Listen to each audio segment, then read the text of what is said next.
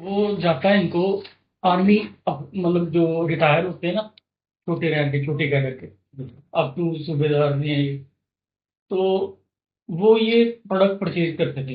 अच्छा। Licence product है sir. हाँ। जो डिपार्टमेंट है, हमारी अथॉरिटीज हैं, डीएम्स हैं या सेक्रेटरी है, वो पहले इशू करते थे लाइसेंस। तो उस लाइसेंस पे हम ये अपना वेपन सेल करते थे, जो भी हम बनाते हैं। एक सिंगल बैलेंस बनाते हैं, डबल बैलेंस। तो सर मीनवाइल 17 के बाद, 2017 के बाद एक सीबीआई इंक्वायरी ओपन हुई है।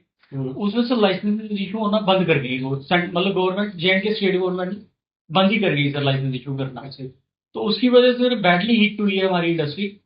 इसमें 30 यूनिट है सर, जो वर्किंग थे, मतलब जो एक्टिव यूनिट थे, तो 30 यूनिट से बड़े अच्छे चल रहे थे।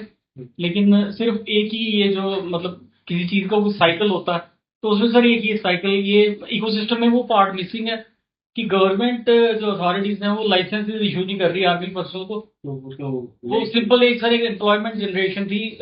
उसमें क्या होता था कि लाइसेंस होता था तो वो वेपन लेते थे, वो किसी भी ज्वेलर के बाहर के खड़े हो जाते थे, या एटीएम्स के बाहर, या कंपनीज अपने लिए हायर कर लेती थी सिक्योरिटी।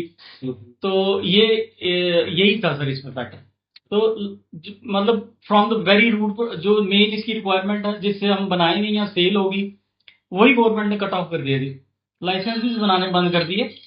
तो जब तक लाइसेंसेस सर बनेगी नहीं, हमारे यहाँ 30 यूनिट्स हैं ऑलमोस्ट।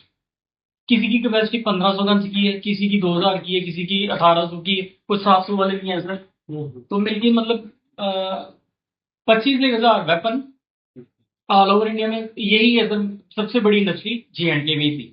तो सर अब बिल्कुल ये वीक हो गई, बिल्कुल सिक हो गई है। तो फिर कैसे मैनेज हो रहा है? अभी मैंने ये अब सब बहुत टिपड़ हो गया सर। जो प्रोडक्शन हमारी 1500 पर एनम थी, वो हम 200 भी नहीं ले रहे, 150 ले रहे हैं या 120 ले रहे हैं, कि जस्ट कंटिन्यूटी चलते हैं, जो रनिंग कास्ट है बस वही निकलते जाए। वो भी बहुत है इस टाइम, बड़ा हार्ड हो गया सर। बाहर भी जाता है आपको?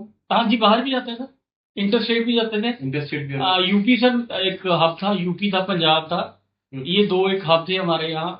या साउथ की भी हैं एक दो स्टेट्स, कर्नाटका, वहां तक भी जाता था लॉट, यहीं का प्रोडक्ट। लेकिन ये जो लाइसेंसेस बंद हुए हैं, उसकी वजह से सारा इफेक्ट हो गया सर। ओके। उसको कैसे रिवाइव क्या करें यहाँ पर? रिवाइव के लिए सर, वही रिवाइवल के लिए गवर्नमेंट जो इंक्वायरी चल रही है उनको फाइनलाइज करें और लाइसेंस इशू करना। क्योंकि जितने भी अगर आर्मी के पर्सन हैं, वो रिटायरमेंट के टाइम भी वेपन प्रोक्योर करते ही करते हैं, just as resettlement after retirement. तो उसके लिए उनके पास लाइसेंस होगा तो वो वेपन लेंगे, जितने वो वेपन लेंगे सर वैसे ही हमारी रनिंग में आ जाएगी यूनिट। हमारे पास कैपेसिटी 1500 पर एनम हम बना ही सकते हैं। हमारी पास मशीनरी इतनी है। आस्ता आस्ता इस टाइम जो हमारे वर्कर्स हैं वो भी मार्केट में ही हैं। हमारे पास कम है वर्कर, बिकॉज ऑफ हमें डिमांड ही नहीं है, तो हम प्रोडक्शन क्या करेंगे सर। तो जैसे हमें ऑर्डर्स आएंगे, अ, ये हिलेगा थोड़ा बहुत काम लाइसेंस इशू करने का। जो अथॉरिटीज हैं, डीएम्स अथॉरिटीज हैं मेनली, तो वो जैसे ही हर एक डिस्ट्रिक्ट में लाइसेंस ओपन करेंगे, तो नेचुरली तो डिमांड बनी जाएगी। आर्मी की कमी तो है नहीं J&K में। हाँ, आर्मी तो बहुत है सर।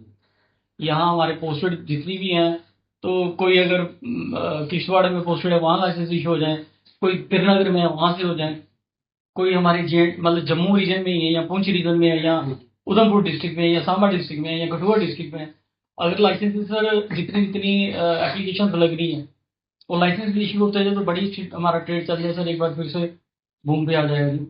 ये तो यहाँ का इशू हो गया लाइसेंस वाले। हाँ, सिर्फ लाइसेंस एक फैक्टर है ये हमारी पूरी 30-32 इंडस्ट्रीज में। इसमें सिर्फ एक लाइसेंस ही ऐसा फैक्टर है जिसकी वजह से सब डाउन हुआ पड़ा था। इंटर स्टेट पे तो ऐसा कुछ नहीं है जब यहाँ से बाहर आ सकते हैं। इंटर स्टेट में भी सर नहीं बनते हैं लाइसेंस। लाइसेंस लेना एक बड़ा टास्क है सर, जो कि J&K में बड़ा इजीली बन जाता था। अच्छा। हाँ हाँ। कि बाहर बहुत ज्यादा फॉर्मेलिटीज थी, हमारे यहाँ ये था कि जो आर्मी वाले आते थे, अगर ट्रांजिट में भी हैं, अगर कहीं पोस्टेड भी हैं, तो वहीं अप्लाई करते थे। तो जो सीईओज है वो उनकी वेरिफिकेशन कर देते थे कि ये हमारे जवान हैं और इनको वेपन दिया जाए। हाँ जी। रिटायरमेंट के बाद एक स्कोप होता है आर्मी पर्सन को कि हमें रिटायरमेंट के बाद अगर वेपन होगा कोई ना कोई तो हम सिक्योरिटी एजेंसी में कहीं कहीं अब्जॉर्ब हो जाएंगे, फिर से 2 4 5 साल हमें सैलरी मिल जाएगी। सही बात है। अभी तो ये मेन चीज सारा आपका एंकर हो गया इसमें लाइसेंस पे। हाँ जी सर, वही हैंड अप हो गया सारा। अभी कितनी फंक्शनल है अभी जो ऑर्डर्स ले रही अब है? मतलब इतनी अच्छी नहीं, बड़ी मुश्किल सर्वाइव कर रही है सर। जो भी यूनिट है हमारे 6 7 ये यूनिट यही बचे हैं जो सर्वाइव कर रहे हैं, अदरवाइज कुछ लोग तो क्लोज ही कर गए हैं। हाँ जी। मेन तो यही है इनका लाइसेंस वाला। हाँ जी, इसी सराउंडिंग में इसी कैंपस में सर 30 यूनिट है। हाँ जी कोई यूनिट दे सकते हो? बिल्कुल सर। यूनिट विजिट करते हैं।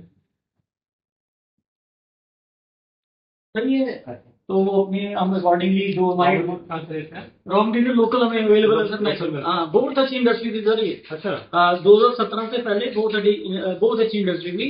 हर एक चीज यहाँ अवेलेबल थी हमें।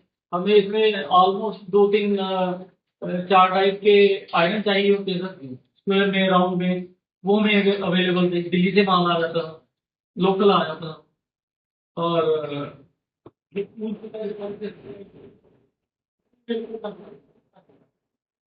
तो पहले सर मशीनिंग की थी, उसके बाद वो अपनी शेप में ले आते हैं। सेकंड पार्ट जो है उसमें लड़के जो है वो फिटिंग करते हैं, एक बार शेप देते हैं, उसके बाद हाँ सारा कुछ इकट्ठा करते हैं, असेंबल करते हैं। उसके बाद सर उसको फंक्शनिंग करते हैं। फिर सर ये हमारा माल जबलपुर जाता है एमपी। हाँ मतलब क्वालिटी, हाँ जी सर, क्वालिटी एश्योरेंस के लिए वहाँ जाता है सर। वहाँ से चेक हो के आता है, जो भी माल उन्होंने रेक्टिफाई किया वो फेल कर दिया, वो हम नहीं बना सकते। जो माल पास हो गया था फिर उसको नेक्स्ट स्टेज में फिनिशिंग होती है सर। हाँ उसमें पार्ट्स डलते हैं जिससे वो फंक्शनिंग हो जाती है प्रॉपर, तो उसके बाद फिनिशिंग करके फिर हम प्लेट करते हैं। तो यही सर हमारी मशीनरी है। सर मार्जिन कैसा लगता है? अच्छा मालूम है सर हमें। हाँ जी, इसमें सर 15% 18% 25% ऐसे भी चल जाता सर जब डिमांड आती थी। हाँ जी प्लीज। अलग अलग पार्ट्स बनते हैं यहाँ पे, तो उसके बाद सर यहाँ से चला जाता है ऊपर। हाँ ऊपर फिटिंग होती है सर। कितना टाइम कैसे लगता है एक बैग? वो इसके नीचे में आता है सर। तो फिर हम इसमें पार्ट्स लगाते हैं बाद में, जो थर्ड स्टेज है। हाँ। फिर पार्ट्स वगैरह लगाते हैं, फिर इसको फिनिश करते हैं। फिर इसमें वुडन बट्स लगते हैं सर, ये भी हमें यही लोकल अवेलेबल है।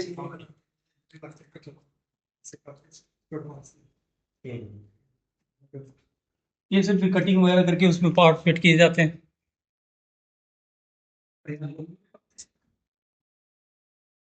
ये सिंगल वाली, ये डबल। ये डबल वाली है, ये सर फिनिश है हमारा, फिनिश प्रोडक्ट है। हाँ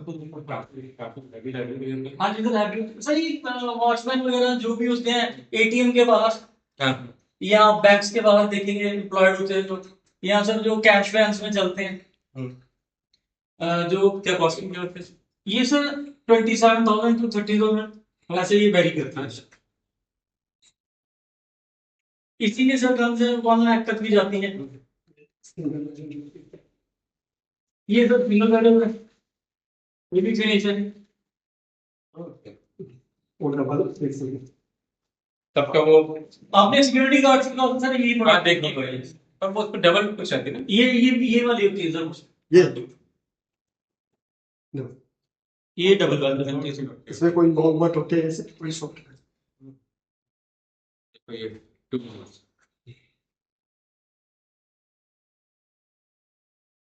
ये ज्यादा नहीं पता लगा। हाँ जी सर, ये पर्पस क्या इसका है? ये सर ये डबल है। इसलिए हाँ ये डबल है सर, ये डबल है, ये डबल है कि सिंगल है? इसके अंदर पार्ट्स ज्यादा मोटे होते हैं। वो सर एक ही शॉट है, वो 2 शॉट है। हाँ। तो ये रेडी प्रोडक्ट है। ये रेडी प्रोडक्ट है सर।